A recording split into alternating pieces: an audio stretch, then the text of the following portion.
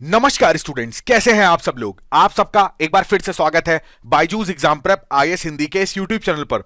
आज है 3 मई और आज हम लोग देखेंगे कि हमारे डेली क्विज में कौन कौन से प्रश्न महत्वपूर्ण हैं। क्लास को शुरू करने से पहले आपके लिए इंपॉर्टेंट इंफॉर्मेशन, जैसा कि आपको पता है आपके लिए टारगेट प्रीलिम्स 2023 के लिए करंट अफेयर्स की सीरीज चलाई जा रही है। उसमें इंडियन इकोनॉमी का 4th सेशन कल सुबह 10 बजे से 12 बजे तक इसी YouTube चैनल पर लाइव प्रसारित होगा। तो अगर आपने सब्सक्राइब नहीं करा है तो इसको अभी सब्सक्राइब कर लें और इस क्लास को देखना बिल्कुल मत भूलिएगा। इसी के साथ साथ जो भी 2023 के लिए प्रिपरेशन कर रहे हैं उनके लिए all India prelims 23 open mock test यहां पर ऑर्गेनाइज कराया जा रहा है 7 मई सुबह 9:30 बजे से। डेट और टाइम ध्यान रखिएगा। यह टेस्ट बिल्कुल फ्री है, तो सभी लोग इसको दे सकते हैं। इसके लिए आपको इस वीडियो के डिस्क्रिप्शन में लिंक मिलेगा, वहां पे आप इसका रजिस्ट्रेशन करा सकते हैं। ये शेड्यूल सभी के पास होना चाहिए, नहीं है तो इस पीडीएफ से आप डाउनलोड कर लीजिएगा। इससे आपको कोई परेशानी नहीं होगी ये देखने में कि कौन सी क्लास कब आयोजित करी जा रही है। चलिए अब सबसे पहले क्वेश्चन पे चलते हैं। मिशन कर्मयोगी के संबंध में निम्नलिखित कथनों में से कितने कथन सत्य हैं, इसको करने का प्रयास करिए। अब देखिए ये न्यूज चर्चा में क्यों आई है, क्योंकि यहां पर हमारे केंद्रीय मंत्री द्वारा जो मिशन कर्मयोगी है उसके बारे में यहां चर्चा करी गई थी और यहां पर इसी के बारे में बताया गया कि भाई मिशन कर्मयोगी में बेसिकली हम लोग क्या करेंगे, जो भी हमारे सिविल सर्वेंट्स होते हैं, गवर्नमेंट एम्प्लॉयज होते हैं, उनके अंदर उनका जो दृष्टिकोण है उसको और कितना अच्छा करा जा सकता है, उनके सोचने की क्षमता, उनका कौशल विकास करना, उनका जो ज्ञान है उसको और बढ़ाना। प्लस हर व्यक्ति जो है उसके अंदर कुछ ना कुछ एक क्रिएटिव माइंड होता है, तो उस क्रिएटिव माइंड में जो आइडियाज और थॉट्स आते हैं उनको किस तरीके से वो बता सकते हैं, किस तरीके का उनके साथ इनोवेशन और किया जा सकता है, किस तरीके से उनको और ज्यादा एनर्जेटिक बनाया जा सकता है। तो इस सारे गुणों को विकसित करने के लिए मिशन कर्मयोगी स्टार्ट किया गया। अब यहां पर देखते हैं, यह भारत की यौगिक विरासत का स्मरणोत्सव मनाने की योजना है। ये गलत स्टेटमेंट है। ये सिविल सर्विसेज जो होती है उसकी कैपेसिटी बिल्डिंग करने के लिए है, देश के सरकारी कर्मचारियों के लिए डिजाइन किया गया, एकदम सही स्टेटमेंट है। आई गॉट कर्मशाला इस योजना के तहत की गई एक पहल है, यह भी एकदम सही स्टेटमेंट है। आई गॉट कर्मशाला जो है ये एक तरीके का एक वर्कशॉप है जो इन लोगों के लिए आयोजित करी जाएगी। तो यहां पर अगर देखो तो 2 और 3 स्टेटमेंट सही हैं, तो बेस्ट ऑप्शन हो जाएगा बी, केवल 2 कथन। अगला प्रश्न देखते हैं। सही कथनों की पहचान करनी है, आपके सामने 2 कथन दे रखे हैं। पेटेंट नवीन आविष्कारों और खोजों के लिए प्रदान किए जाते हैं। भारतीय पेटेंट अधिनियम 2005 20 वर्षों के लिए सुरक्षा प्रदान करता है। इसको करने का प्रयास करिए। अब देखिए यहां पर इंडियन पेटेंट एक्ट जो है उसको और सरल बनाने की यहां पर बात करी जा रही है, जिससे कि क्या होगा ना, अब लोग नए आइडियाज, नए नवाचार के साथ अपने जो प्रोडक्ट हैं, अपने जो आइडियाज हैं उनको प्रस्तुत कर सकेंगे और उसका उनको परिणाम भी दिया जा सकेगा। तो जब भी हम लोग पेटेंट की बात करते हैं तो यहां पर जो आविष्कार होते हैं ना उनकी बात करी जाती है, यहां पर खोजों की बात नहीं करी जाती है। बेसिकली अब आप कहेंगे इन दोनों में क्या डिफरेंस होता है, तो खोज का मतलब होता है कि जो चीज पहले से मौजूद है बट अभी तक उसके बारे में कोई ज्ञान नहीं था, हमने उसको क्या कर दिया, डिस्कवर कर दिया, ठीक है, बट वो पहले से थी।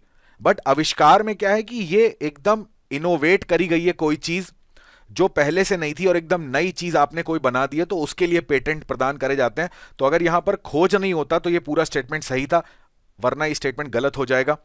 अब यहां पर 20 वर्षों के लिए दिया जाता है, तो ये स्टेटमेंट एकदम सही है, तो हमारा बेस्ट ऑप्शन हो जाएगा बी। अगला स्टेटमेंट देखते हैं कौन से कथन सही है। आपके सामने 3 कथन है। माल्थियन जनसंख्या सिद्धांत कहता है कि जनसंख्या गुणोत्तर अनुक्रम से बढ़ती है जबकि संसाधन समानांतर अनुक्रमण से बढ़ते हैं। कुल प्रजनन दर का तात्पर्य है एक महिला अपने जीवन काल में कुल कितने बच्चों को जन्म देगी।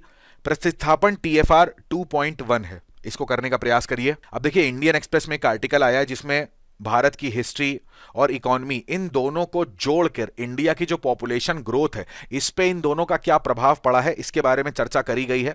तो अब देखिए यहां पर जो माल्थीसियन जनसंख्या का सिद्धांत है, बेसिकली ये जो कहते हैं कि भाई जो पॉपुलेशन होती है वो देखिए किस क्रम से बढ़ती है, जैसे 1 है, 2, 3, 4 आई, फिर एकदम से 8 हो जाएगी, 16 हो जाएगी, 32 हो जाएगी, तो इस क्रम में बढ़ रही, गुणोत्तर क्रम में बढ़ रही। जबकि अगर आप यहां पर आजीविका के साधन देखोगे ना तो वो ऐसे एकदम लीनियर फॉर्म में बढ़ते हैं, एक एक करके बढ़ रहे हैं।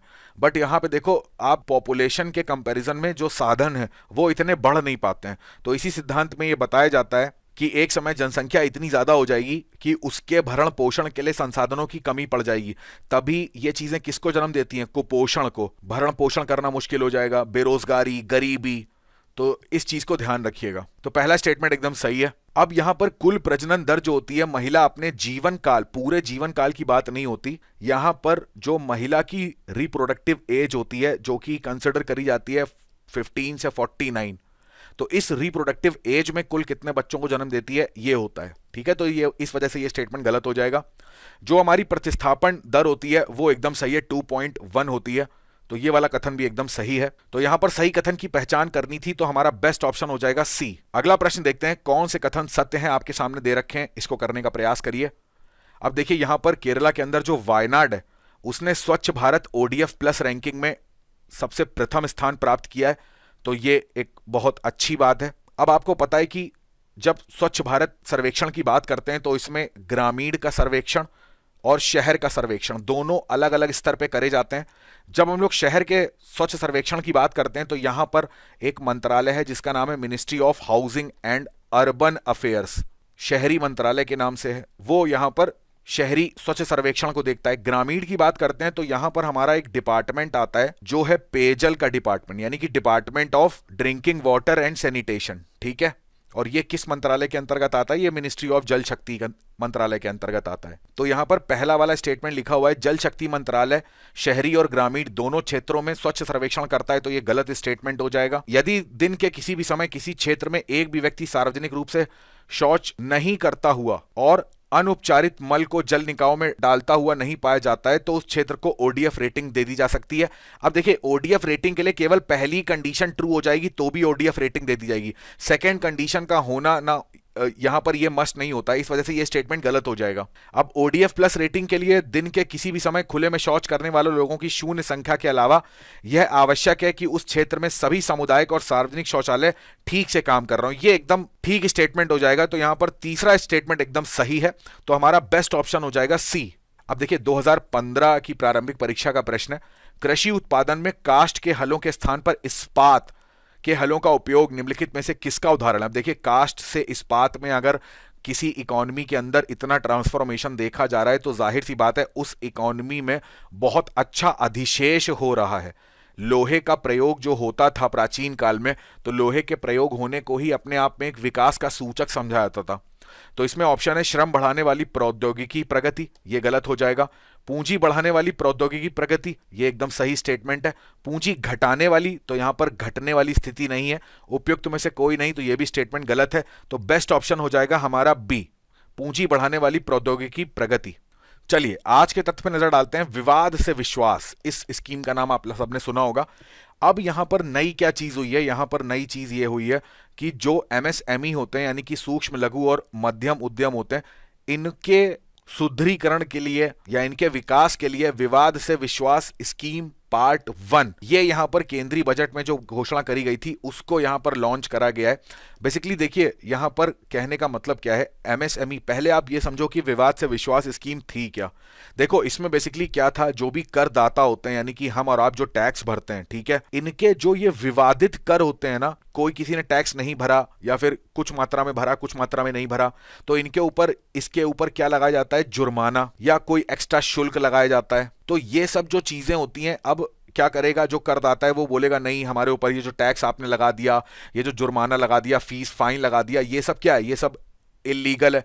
तो इसके में क्या जनरेट होते हैं, इसमें होते हैं विवाद, डिस्प्यूट। तो इन सारे विवादों का निस्तारण करने के लिए इस स्कीम को लॉन्च किया गया था। अब आप कहोगे एमएसएमई से इसका क्या लेना देना है, तो देखिए ये यहां पर स्टोरी शुरू होती है कोविड-19 जब आता है, तो आपको पता है प्रॉपर यहां पर लॉकडाउन लगा और सबसे ज्यादा नुकसान यहां पर एमएसएमई सेक्टर को हुआ। अब देखोगे आप जितने भी श्रमिक मजदूर या जो भी यहां पर जॉब वगैरह करते थे वो अपने घरों को चले गए। अब जहां पर भी कोई एमएसएमई खुला होगा ना, वहां पर पहली चीज तो लॉकडाउन है, तो काम ही नहीं हो रहा है, काम नहीं हो रहा है तो इनका प्रोडक्शन क्या हो गया, एकदम जीरो हो गया। अब इनको भी तो टैक्स वगैरह भरना पड़ता है ना, जो अगर ये टैक्स नहीं भरेंगे टाइम पे तो इनके ऊपर भी फाइन वगैरह लगेगा। तो इनके ऊपर उस टाइम पर जो फाइन लगाया गया था, बाद में कोविड के बाद अगर ये ओपन भी हुए तो कई सारे श्रमिक यहां पर नहीं आ पाए, उस वजह से भी इनका प्रोडक्शन उतना अच्छा नहीं हो पाया कि ये अपना प्रॉपर टैक्स भर पाते।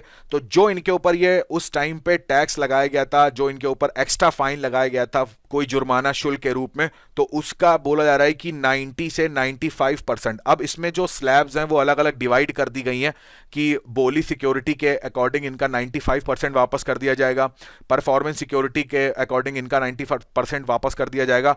तो बट कहने का ओवरऑल मतलब यह है कि एमएसएमई को वापस से खड़ा करने के लिए और स्ट्रांग करने के लिए उस टाइम के जो भी फाइन थे ना, वो यहां पर इनको रिटर्न कर दिए जाएंगे जो इनको बोले गए थे भरने के लिए। अब बेसिकली यहां पर वही चीज हो जाएगी कि इन्होंने फाइन भरे तो फाइन का जितना भी इनका 95% बचता होगा वो वापस कर देंगे, जो भी इन्होंने जुर्माना दिया या एक्स्ट्रा टैक्स यहां पर दिया होगा तो उसका पूरा पूरा इतना पैसा यहां पर वापस करने की बात इस योजना के अंतर्गत कही जा रही है। तो एमएसएमई को जब ये कैपिटल मिल जाएगा तो उससे एमएसएमई को एक बहुत अच्छा पूंजी मिल जाएगी जिसको ये अपने बिजनेस में लगा सकते हैं। चलिए, तो आज मैं आपसे दो सवाल पूछता हूं। पहला सवाल है पोएम, ये हाल ही में बहुत ज्यादा चर्चा में रहा है, मेरे को बताओ ये क्या है। और दूसरा सवाल है सेफ सिटी प्रोजेक्ट। दोनों के आंसर आप कमेंट सेक्शन में करेंगे, ठीक है? सभी लोग इसका आंसर करेंगे। आप आंसर करते हो तो दूसरे जब आपका आंसर देखते हैं, जिसको ये चीज नहीं भी पता होती है तो उसको पता लग जाती है। तो आंसर जरूर करिएगा। तो आज का वीडियो कैसा लगा कमेंट करके जरूर बताइएगा। वीडियो को लाइक शेयर सब्सक्राइब करना बिल्कुल मत भूलिएगा। आपसे मुलाकात होगी डेली क्विज के अगले सत्र में कुछ नए प्रश्नों के साथ। तब तक आप अपनी पढ़ाई करेंगे, स्वस्थ रहेंगे और सबसे ज्यादा इंपॉर्टेंट है अपने माता पिता को बिल्कुल परेशान नहीं करेंगे, उनका बहुत सारा ध्यान रखेंगे। आप सभी का बहुत बहुत धन्यवाद। जय हिंद।